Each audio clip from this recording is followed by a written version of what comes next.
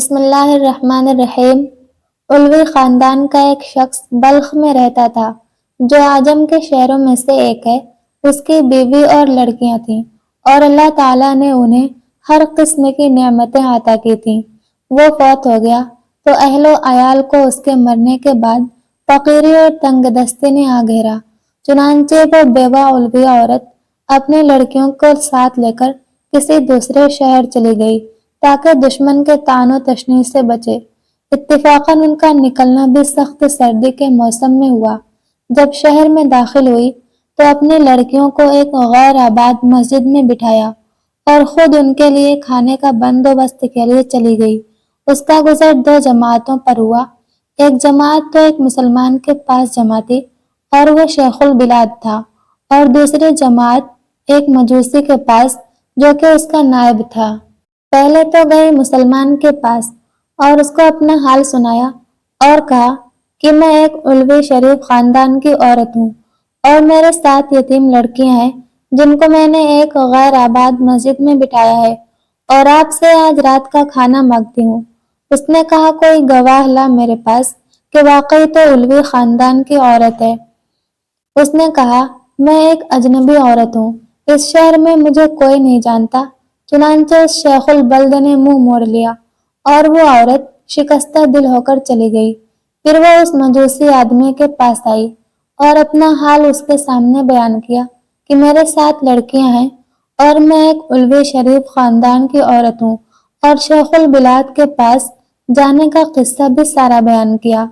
وہ مجوسی فوراً اٹھا اور اپنی عورتوں کو بھیجا کہ اس عورت کو ماں اس کی لڑکیوں کے میرے پاس مکان پر لے آئے۔ پھر ان کو نہایت ہی نفیس کھانا کھلایا اور بہترین لباس پہنایا۔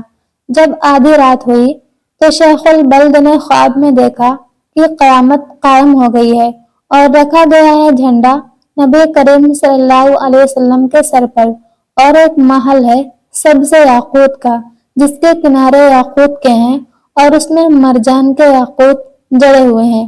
پھر کہا شیخ البلد نے یا رسول اللہ، یہ محل کس کا ہے؟ آپ صلی اللہ علیہ وسلم نے فرمایا یہ مسلمان کے لیے ہے۔ اس نے کہا یا رسول اللہ صلی اللہ علیہ وسلم، میں مسلمان ہوں۔ تو آپ صلی اللہ علیہ وسلم نے فرمایا کہ میرے پاس گواہ لا کہ تو واقعی مسلمان ہے۔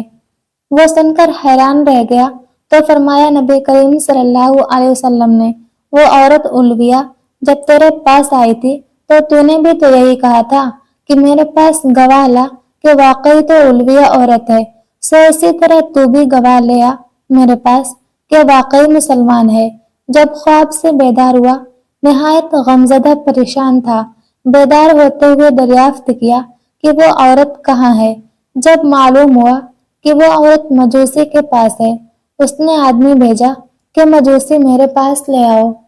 چنانچہ وہ لایا گیا تو اس نے اس کو کہا کہ میں یہ عورت علویہ تجھ سے مانگتا ہوں ماں لڑکیوں کے۔ اس نے کہا یہ کام بہت ہی مشکل ہے اور مجھ کو بلا شبہ بہت برکات حاصل ہوئی ہے۔ اس نے کہا مجھ سے 1000 دینار لے لے اور ان کو مجھے دے دے۔ اس نے جواب دیا یہ بہت مشکل ہے، میں انہیں واپس نہیں کروں گا۔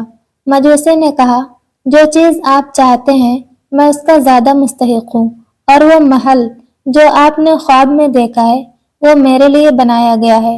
کیا تم میرے سامنے اپنا اسلام ظاہر کرتے ہو؟ اللہ کی قسم جب تک میں اور میرا اہل و عیال تمام کے تمام اس علویہ عورت کے ہاتھ پر مسلمان نہیں ہوئے رات کو سوئے نہیں تھے۔ میں نے خواب میں اسی طرح دیکھا تھا جس طرح تم نے دیکھا ہے، اور مجھے رسول اللہ صلی اللہ علیہ وسلم نے فرمایا کہ وہ عورت علویہ اور اس کی لڑکیاں تیرے پاس ہیں۔ میں نے عرض کیا جی یا رسول اللہ صلی اللہ علیہ وسلم۔ تو آپ صلی اللہ علیہ وسلم نے فرمایا یہ محل تیرا اور تیرے گھر والوں کا ہے، اور تیرے گھر والے تمام جنتی ہیں۔